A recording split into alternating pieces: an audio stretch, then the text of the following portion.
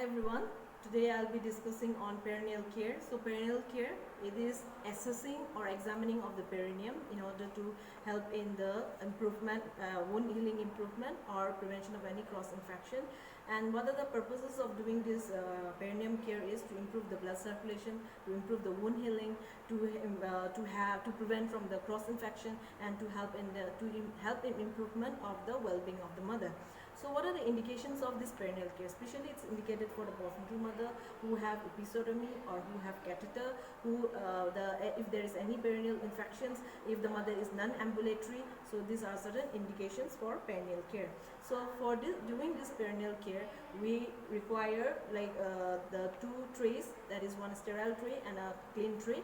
And then for preliminary assessment, we have to ask the mother's consent, we have to explain the procedure, what we are going to do, and then we have to provide the privacy to the mother so that any embarrassment should be avoided.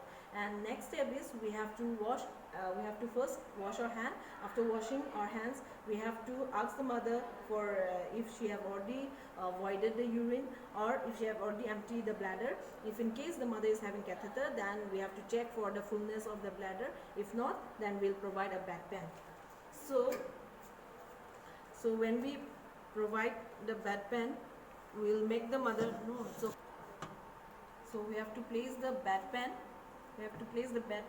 And we have to see if there is any previous pads which has been there. If so, then with the help of the Cheetle faucet, we can remove it and discard inside the bedpan.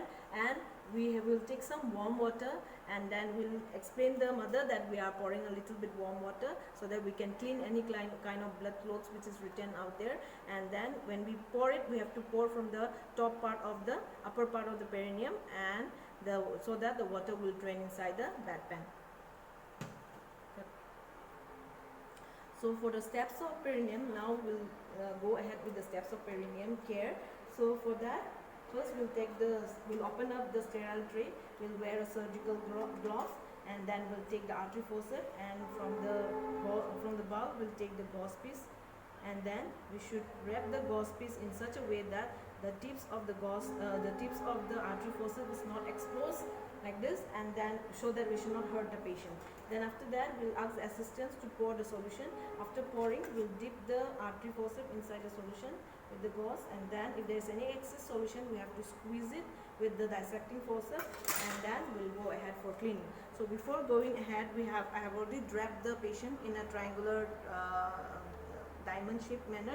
So this drap sheet is an sterile cloth, so we will be opening the drap sheet with the tip of the drap sheet with the elbow, and then so that we expose the perineum nicely. Then with the help of the non-dominant hand, we'll separate the vestibule, and then with the gauze and the principle which we have to keep in mind is that clean with one gauze piece for one stroke, and then from the farthest to the nearest, and from the inner to outer. So here first we'll take the non-dominant hand, we'll separate the vestibule, and from the clitoris till anus till the forehead we have to clean, and then we have to discard. After discarding with one gauze piece, we have to again go and take one gauze, and then we have to clean the inner part of the labia minora to the farthest side, and then after discarding again to the nearest side of the labia minora. After discarding, we will take another gauze piece and we'll clean the farthest side of the labia majora, we'll discard it, then another we will be cleaning to the nearest part of the labia majora. Already we have used 5 gauze till now. Then we'll take, after discarding, we'll take another gauze piece and we'll be cleaning the upper part of the mons pubis in a zigzag manner towards downwards. After that, we'll discard it. After that, with another gauze piece, we'll be cleaning the farthest inner part of the thigh in a zigzag manner. We'll discard it. Then another gauze piece we'll take, and the nearest part of our thighs will be cleaning the inner part of the thighs. Then after discarding, the last gauze piece we'll be taking. Then we'll be cleaning from the urethra till the anus with the one stroke, and then we'll discard. In the same manner, we can use the dry gauze piece to dry up the perineum by using one gauze piece for one stroke.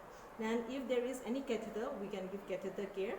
We can clean the catheter with the antiseptic solution in circular manner, and then if there is any episiotomy, we can give episiotomy care or cleaning the wound from the inner to outer. And then we can, if there is any prescribed ointment, then we'll be applying the prescribed ointment. And then at last we have to see for the pad. So we will be taking the sterile pad, the sanitary pad.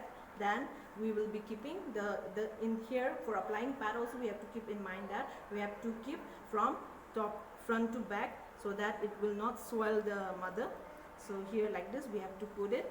We have to make the pad to be fixed, or we will be tied with some strings, and then we'll make it in place.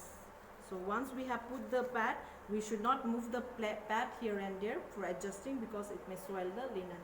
So this is regarding perineal care. During perineal care, some of the observations which we can make is the rida, that is redness, edema, ecchymosis, discharges, that is lochia, and approximation of the wound we can see during perineal care.